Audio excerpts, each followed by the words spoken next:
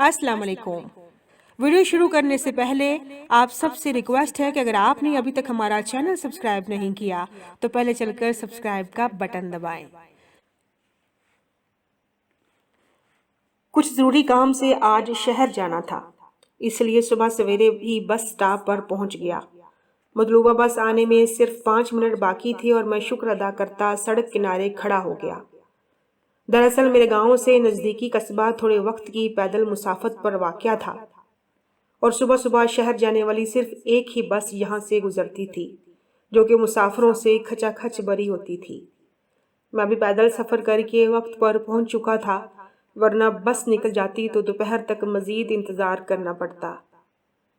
ये तो भला हो मेरे पड़ोसी का, जो कल ही मेरे लिए टिकट बुक करा के साथ ले आया था, वरना इस वक्त बस में सीट वाला टिकट मिलना नामुमकिन था। जैसे ही मतलूबा बस सामने से नजर आई, मैं इशारा देकर इसके रुकने पर तेजी से बस में सवार हो गया और अपने टिकट पर सीट नंबर दोहराते हुए सीट पर विराजमान हो गया। मेरे अंदाजे के मुताबिक आज भी बस मुसाफिरों से भरी हुई थी। मेरे साथ वाली नशिस्त पर दरमियानी उम्र की एक खातून बैठी थी। थोड़ी देर बाद अगला स्टॉप आ गया, जहां कुछ मुसाफिर उतर गए और कुछ मजीद सवार हो गए। बस दोबारा से अपनी मंजिल की जानब रेंकने लगी थी। मेरी सीट के सामने एक कमजोर से बुजुर्ग बस की छत में नस्ब लोहे के हैंडल को पकड़कर खड़े थे। बुजुर्ग शक्ल से कुछ बीमार और निढाल नजर आ रहे थे। मेरे साथ बैठी खातून ने बुजुर्ग को मुखातब करते हुए अपनी जानब मतवज्जा किया और कहने लगी, बाबा आप यहाँ बैठ जाइए और मैं खड़ी हो जाती हूँ। नहीं बेटी, मेरे पास बस में एंट्री का टिकट है, सीट टिकट नहीं मिल सका, बुजुर्ग ने कमजोर आवाज में जवाब दिया। मेरे पास भी सीट टिकट नहीं है, लेकिन किसी ने भी तवज्जो नहीं दी, इसलिए आप खामोशी से बैठ जाएं। खातून ने राजदारी से बुजुर्ग को अपने कारनामा सुनाया और इसे अपनी जगह बिठाकर खुद खड़ी हो गई। मैं जो कान में हैंड फ्रीटों से बज़ाहिर अनजान बना दोनों की गुफ्तगू सुन रहा था, खातून की मकारी पर अंदर तक सीख पा हो गया और बेजुताब खाकर रह गया। चेहरे से किस कदर मासूम नजर आती थी और बेईमानी कूट कूट कर भरी थी, और अब नेकी करके अपने साथ बुजुर्ग को भी फंसाने के चक्कर में थी। चूंकि सफर लंबा था, इसलिए अब मैं भी खामोशी से आंखें बंद करके सीट की पुश्त के साथ टेक लगाए मौसीकी सुनने लगा। मेरे साथ बैठे मौसूफ तो बाकायदा नींद की वादियों में उतर चुके थे।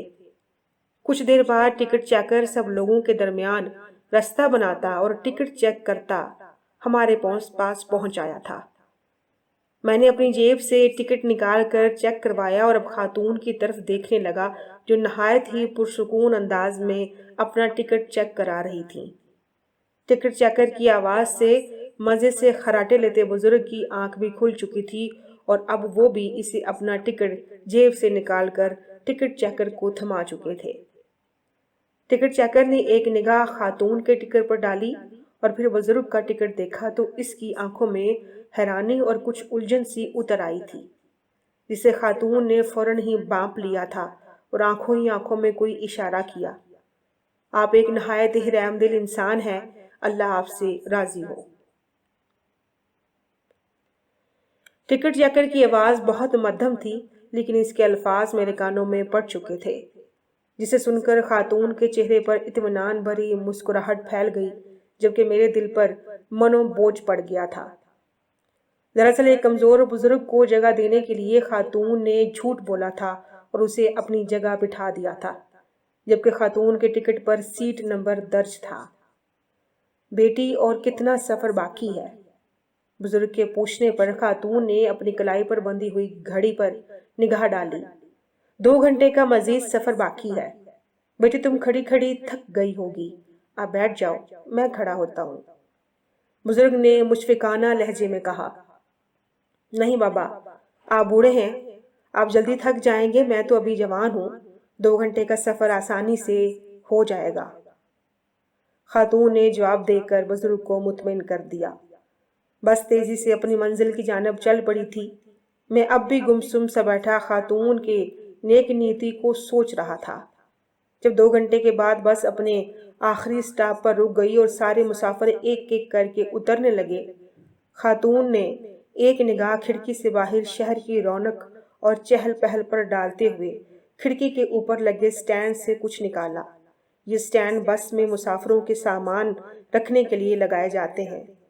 خاتون اب بھی ایک ہاتھ سے لوہے کا ہینڈل پکڑے کھڑی تھی اور دوسرے ہاتھ کی مدد لیتے ہوئے اس نے سٹینڈ سے اپنی دونوں بیساکھیاں اتاریں اور انہیں دونوں ہاتھوں میں سنبھالتے ہوئے چہرے پر اطمینان سجائے دھیرے دھیرے چلتے ہوئے بس سے اتر کر لوگوں کے ہجوم میں گم ہو گئی۔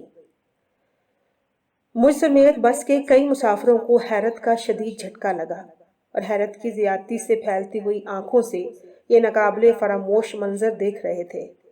میں نے اس سے پہلے نیکی اور بھلائی کا ایسا منظر نہیں دیکھا تھا۔ وہ خاتون جا چکی تھی لیکن کئی لوگوں کو ایک گہرا سبق دے گئی تھی۔